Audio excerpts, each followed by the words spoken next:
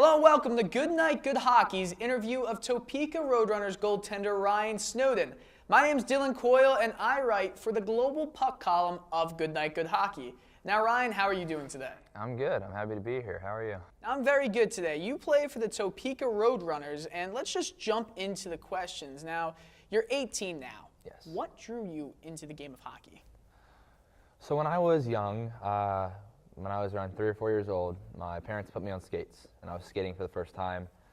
And at first I didn't like hockey. I wasn't a big hockey fan. I just liked skating and going fast and trying to skate on my own without using the boards or the things to push around.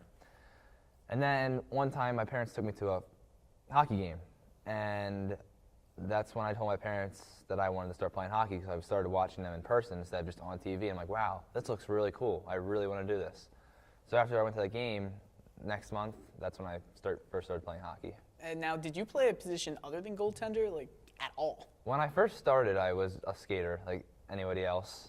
And then I just kind of we needed a goalie one game. And I was having a lot of fun playing player, but I wanted to try something else. So I went to goal for a game, and then I liked it ever since. Now, one of the most memorable experiences, the most memorable times of your life is when you went to play for TPS Juniors in Finland for 9 months. Just what was the experience like for you as a whole? It was a great experience in a whole. The whole reason that happened was my 8th grade year going into my 9th grade year is when I got the notification that I'd be hosting a Finnish kid for my 9th grade year. And he came over to our school and lived with us for a year. And then his team needed a goalie for the next year because their goalie they didn't have a goalie or a decent goalie that year. So they then asked me if I would like to come over and play for them that year.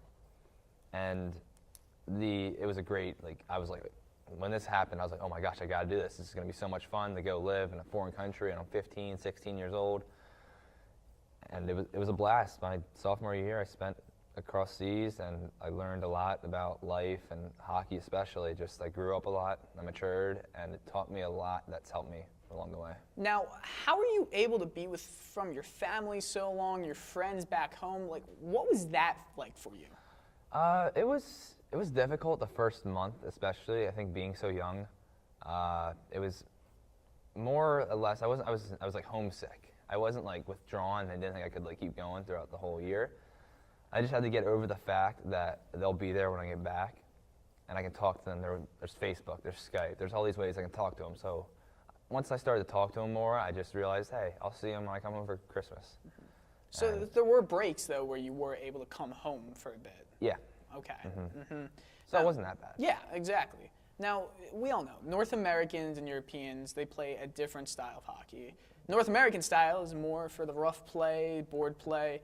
The European style is more for agility and skills itself.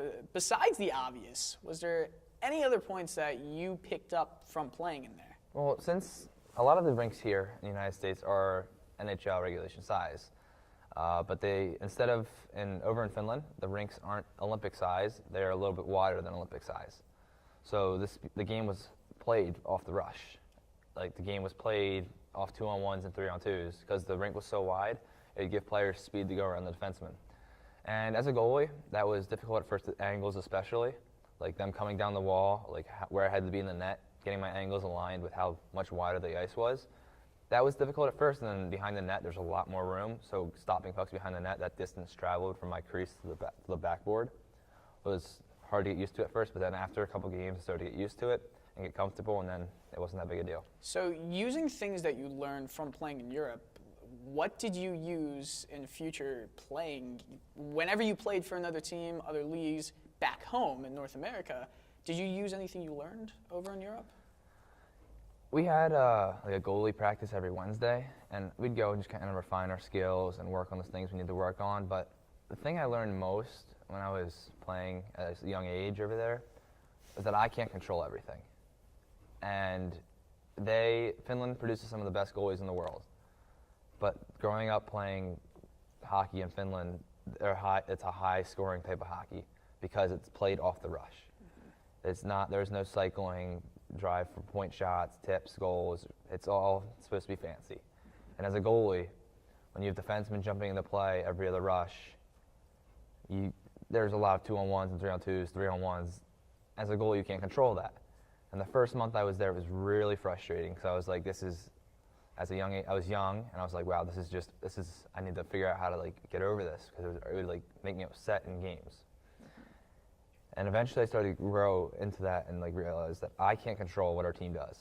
The only thing I can worry about is the next shot. That's all I can do. All I can worry about is how am I going to play this shot. If it's a 3-on-1 and I focus on the shot and he makes a backdoor pass and our defenseman doesn't stop the pass, I can't worry about that. That's not my guy. I'm focusing on my shot. I have to have my shot. If they pass it to the guy up next, all I can do is try and get set for the next shot. That's all I can do. And that's what I learned. Like, all I can do is do my job. And if somebody else bails, I can try and bail them out. But if not, I can't let it get to me.